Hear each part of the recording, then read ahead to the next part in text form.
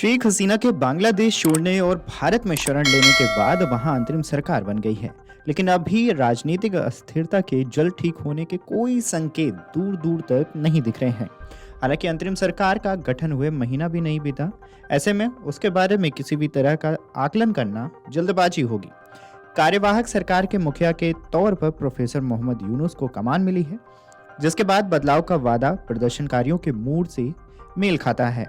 लेकिन बांग्लादेश की जमीनी हकीकत कुछ और ही है। अगस्त में हुए तख्तापलट के बाद से ही देश लगातार अराजकता की चपेट में है। आरक्षण के मुद्दे पर नाराज छात्रों के पीछे लगकर बांग्लादेश की कट्टरपंथियों की जमात ने आंदोलन को हाईजैक किया। शेख हसीना के जाने के बाद इन सबको खुली छूट मिल गई, जिसका परिणाम ये हुआ कि लूट, आगजनी, बर्बरता और हिंदुत्व और अन्य अल्पसंख्यकों पर हमले के रूप में सामने आया। मोहम्मद यूनुस ने सामान्य स्थिति को बहाल करने का वादा किया, लेकिन उनका कहीं असर दिखाई नहीं दिया। हालांकि इस दौरान इसने हिंसा का रूप जरूर ले लिया, लेकिन हिंदुओं और भारत के खिलाफ दुश्मनी पहले की तरह ही है। मोहम्मद यूनुस का इस्तेमाल केवल मीडिया को दिखाने के लिए है। वहीं बांग्लादेश में इस राजनीतिक उथल-पुथल में अमेरिका और चीन का हस्तक्षेप साफ दिख रहा है। शेख हसीना पहले ही अमेरिका के हस्तक्षेप और सेंट मार्टिन द्वीप में अमेरिकी दिलचस्पी का जिक्र कर चुकी हैं। हालांकि चीन आलोचना की नजर से बच गया है।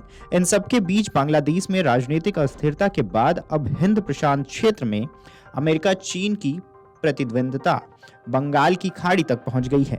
देश को अस्थिर करने के लिए कट्टरपंथियों का उद्देश्य का बांग्लादेश में सतही हलचल है। यह अमेरिका और चीन से जुड़े हितों के टकराव की ओर इशारा करता है। बंगाल की खाड़ी में पानी के ऐतिहासिक रूप से भारत का गहरा नियंत्रण है। वहीं चीन और उसके विस्तारवादी रवैये को नियंत्रित करने के लिए अमेरिका इस क्षेत्र में अनुस्थिति सुनिश्चित करना चाहता है। बांग्लादेश की अस्थिरता ने अमेरिका के लिए बंगाल की खाड़ी में प्रवेश का मौका दिया। मोहम्मद यूनुस के अमेरिकी तंत्र से रिश्ते भी छिपे नहीं हैं। इसने अमेरिका के लिए उम्मीद बढ़ाई है। इस क्षेत्र में चीनी कूटनीति को कम किया जा सकेगा। यहाँ तक कि स्थिति अच्छी दिखाई देती नजर आ रही है। लेकिन इतिहास में भारत के साथ किया अमेरिका का व्यवहार और पाकिस्तान के साथ उसकी दोस्ती आशंका के लिए मजबूत आधार भी देती है। भारत अमेरिका के साथ अपने संबंधों को स्थिर करने के दौरान बहुत सावधानी बरतता है। रूस के साथ भारत की ऐतिहासिक दोस्ती भी इसमें से एक वजह है। मीडिया रिपोर्ट्स की माने तो बांग्लादेश संघर्ष में अमेरिकी हस्तक्षेप की चर्चा करते समय चीन की भूमिका को नजरअंदाज नहीं किया जा सकता है। वहीं चीन रणनीतिक रूप से बंगाल की खाड़ी में अपने प्रभाव क्षेत्र का विस्तार कर रहा है।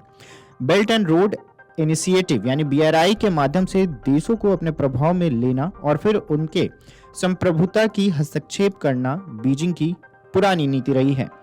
मीडिया रिपोर्ट्स की माने तो श्रीलंका और पाकिस्तान इसके साफ उदाहरण है। पाकिस्तान के माध्यम से चीन अरब सागर तक पहुंचता है। बंगाल की खाड़ी के लिए अधिकांश तटीय राज्य मुख्य रूप से इसके BRI विस्तारवादी जाल में भी फंस गए हैं। ऐसे में बड़ा सवाल यह है कि अमेरिका चीन मिलकर कोई बड़ा चाल चल रहे हैं।